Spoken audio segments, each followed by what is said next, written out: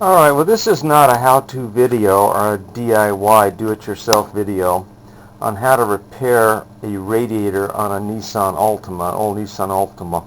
But what it is meant as an inspirational video and perhaps a tip on how you can find out how to do this yourself.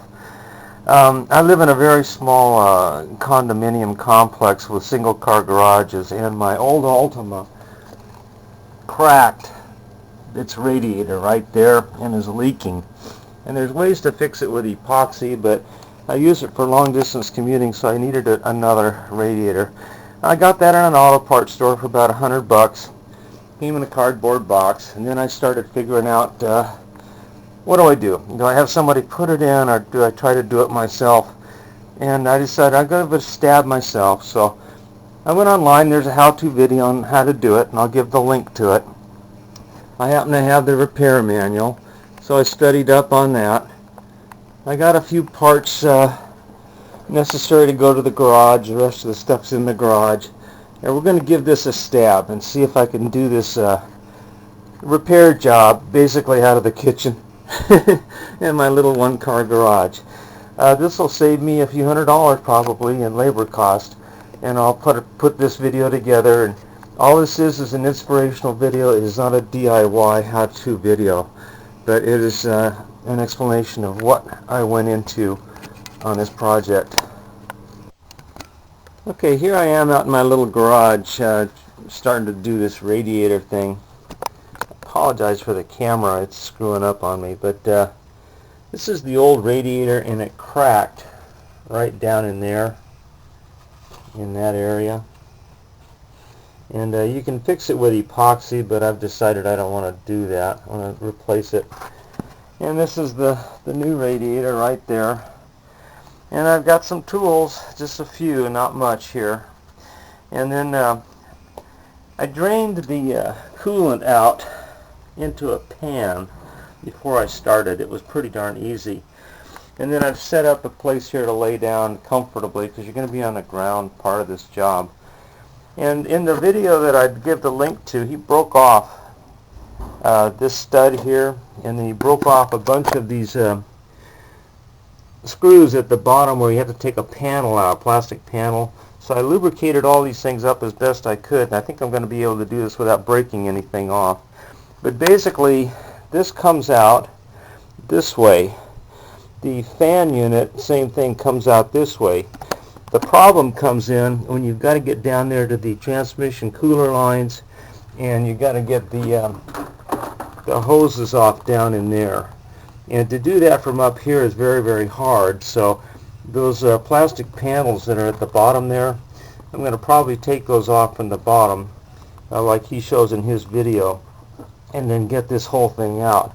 The reassembly is not too hard, really. Once you get this off, it goes back in pretty simple. But like I say, follow the guy's video that did this, and it can be done. We'll just see if I can do it. Okay, well this is how I'm doing this. I got the fan unit taken off of the radiator. It just comes off with a couple of screws up here at the top and lifts right out. Now there is a hose, a transmission hose for the transmission cooler right there, that's clipped onto the back side of this, that when I started to pull on it, it wouldn't let go. And there's a clip right there that hose went into, that you have to pull off that hose to get this unit off. But you know, once it's off, you just take it over and set it out of the way, and now you got the good access to get down in there and do your thing. Now the problem is that I see, this could be done from up here really easily if I could get that clamp off right there. Then it just comes out, this whole radiator just comes out like this, and that's not going to be a problem down there for the lower radiator hose. That's a piece of cake. Here again, if I can get that rotated, but you see where they put the head of the bolt points down, so it looks like I'm going to have to take those plastic panels off. And that right now is the hardest part that I see for this whole job, is taking these plastic panels off.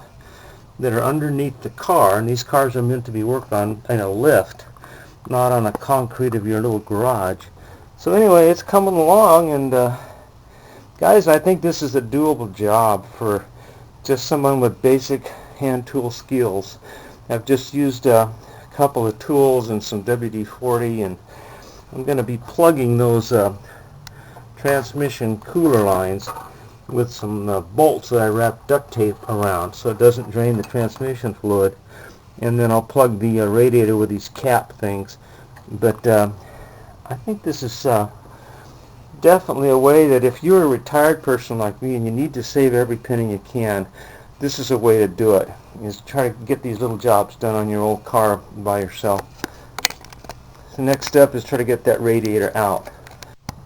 Okay, well, I got that plastic panel off that was covering up the connections for the lower radiator hose and the transmission cooler line. And I don't have to take off the second panel over there, because what I'm going to do is try to take the hose off there rather than there. Take the whole radiator out, then transfer the hose to the new radiator. And this is the kind of critical part right here, is I'm going to take these hoses off and plug the hose with that bolt with duct tape wrapped on it, and then cap the radiator as quick as I can, so that and also the transmission, so that I don't leak transmission fluid all over the place. Now I have a little pan somewhere here. I don't see what I did with it, but I've got a little aluminum pan I'm going to put under that to try to get any of the fluid that leaks out, and so I don't make a mess here. But so far it's going pretty good. These are the plugs that go on the bottom of the radiator when you get it. And this is, like I say, a 1998 Nissan Altima.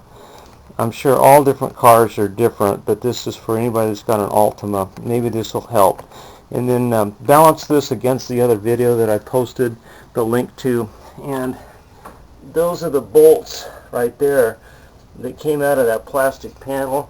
And I didn't break a single one of them. You just have to go really, really slow. Work them back and forth, and they should come loose. Unless you live back east where they salt the roads, then you're going to probably break them off. Now the one up here that he broke off, I've got that soaking in 3-in-1 oil, both sides, to try to get that off without breaking it. Because he actually ended up welding his new radiator back on. I don't think I want to do that. Okay, that's the next step.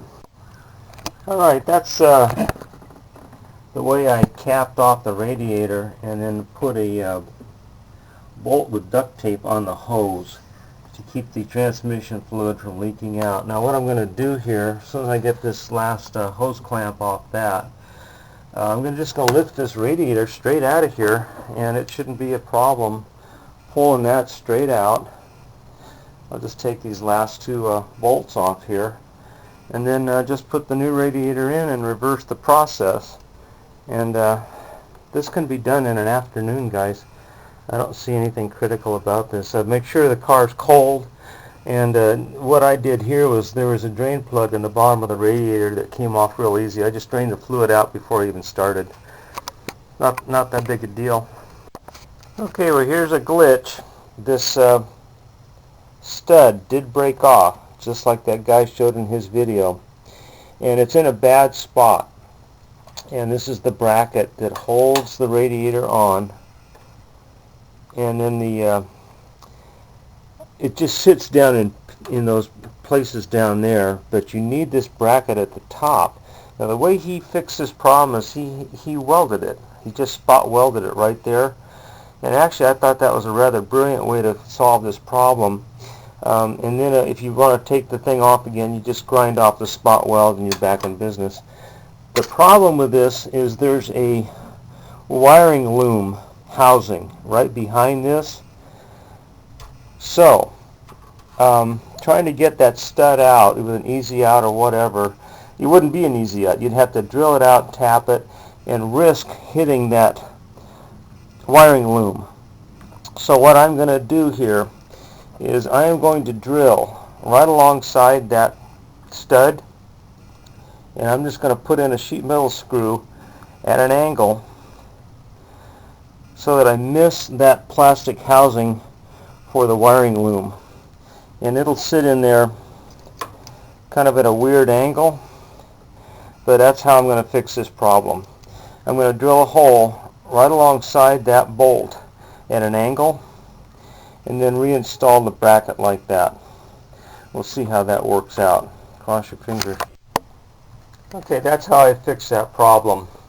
It's a little crooked, but it's fine. And there's the old nut and the stud broken off. And I put a crescent wrench handle up in there to give me some space and a protection when I did that drill. And it worked fine. I didn't hit anything. It's a very short machine, stainless steel machine screw, or sheet metal screw that should be just fine for this application. There's no force on that really. It's just holding the top of the radiator in position. Anyway, that's that fix. And that probably took as long as most of this job, figuring out how to do that and doing that little fix there. But these things happen. Okay, here's the new radiator in. I haven't put the cooling fan on yet, or the final hoses, but that's how the radiator sits in there. And connecting up these bottom lines is not going to be a problem from here on in. Just put the plastic piece on, which is pretty easy. Here's a tip though, when you put this in, be careful that you don't ding up your radiator on that bracket right there. And I did scratch that. Hopefully I didn't poke through it, but when you put it in, be careful you don't scratch up your brand new aluminum radiator. Okay, there it is, all back together again. And the fan wasn't that hard to put back on, the cooling fan there, but be sure and put the little hose back on down there. Right down there is the transmission cooler hose, and it snaps onto the fan housing. Be sure you do that. And then also these little side plates right in here were a little tricky to put on. And you might want to take note when you take this apart how they fit back together again, so you don't fiddle around and waste 10 minutes trying to get those back on. There's one on each side. Other than that, it's pretty straightforward. The connections here, if you use the needle nose pliers like he recommends in his video, you can pop these out without ruining them, and then they go right back in. The connectors are pretty easy to take on and off for the fan. And everything else is pretty straightforward. Bottom splash pan down there, the shroud was not that hard to put back on, as was all the hoses and stuff. They just weren't that hard. Just time consuming, and anyone that says you can do this in 10 minutes, I don't think so, folks. Anyway, let's put some fluids back in it and fire it up. I'm not going to add any transmission fluid right now because that's all that came out of that. It's a very small amount. Probably 2 or 3 tablespoons, and I'll top it off a little later on when it gets warmed up, but I'll put the coolant back in it and we'll fire it up here. Okay, I'm back in business, and that's the end of the job right there. And now what you do is you check for leaks under the car all around, make sure you're not leaking anything. Let it get hot. Check all down in there, and of course under the car too, and make sure you don't have any leaks anywhere. All your hoses and stuff. There's a little bit of residual from when I took this apart. You may see a little dampness, and that's from what leaked out before. But you just want to check everything out real good before you hit the road. But anyway, that's the end of the project for my little 98 Nissan Altima. The only tools I used, a Phillips head screwdriver, that's a 10 millimeter socket on an extension with a swivel head ratchet, and then a pair of pliers for the clamps. It can be done, like I say, with about an afternoon's worth of work. This is not a 10-minute job by any stretch of the imagination, but this is something you can do. I do not recommend this for people that don't work on cars and are unfamiliar with the automobile. You have to have some mechanical aptitude to do this. This is not like changing a battery, but it can be done by somebody with reasonable mechanical skills with just those 3 tools. Do not use this video alone. Go over to the other video I have a link to for the specifics on how this job was done. This was the problem that I had here, like the gentleman showed, and this was my repair on it, was a sheet metal screw carefully drilled through that member right there. This just floats around in there. That's all this is a support. It's not a critical load-bearing member. That's why I did that. Other than that, folks, that's the radiator repair. Taking the old radiator and disposing of that and a little bit of the fluid. I just changed the coolant, so I put the coolant back in, and I may top off the power steering fluid in a bit when it warms up. But that's the job, folks. It can be done. It was about $100. Thanks for watching. Good luck.